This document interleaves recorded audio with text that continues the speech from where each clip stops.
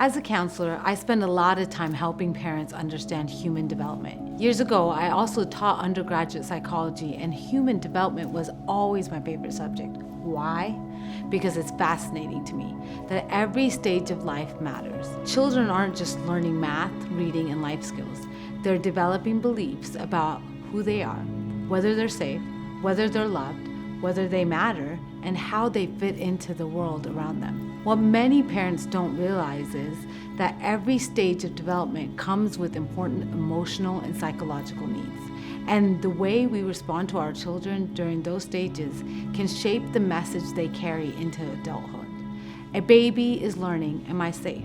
A toddler is learning, can I do things on my own? A young child is learning, is it okay to explore and make mistakes? A school-age child is learning, am I capable?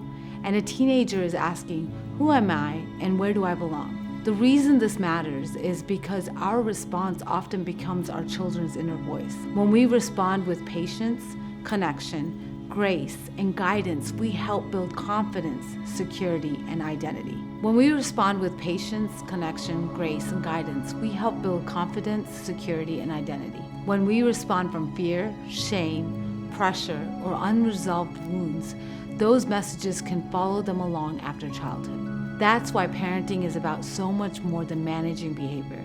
It's about helping our children develop into the people God created them to be. As parents, we spend so much time trying to manage behavior that we sometimes miss what God is developing underneath it.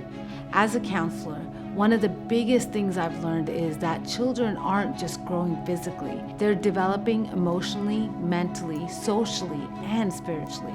And our response to them matters more than we realize. There are stages and phases to human development. When a baby cries, they're not manipulating you. They're learning whether the world is safe and whether someone will meet their needs. When a toddler says, I can do it myself, they're not being difficult. They're learning independence and confidence. When a young child asks 1,000 questions, they're not trying to annoy you. They're learning curiosity, initiative, and whether it's safe to explore.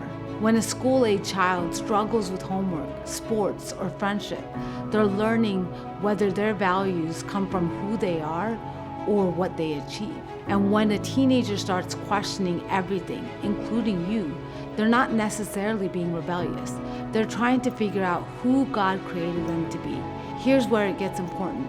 Our response becomes their internal voice. If every mistake is met with shame, they may learn, I'm not good enough. If every emotion is dismissed, they may learn, my feelings don't matter.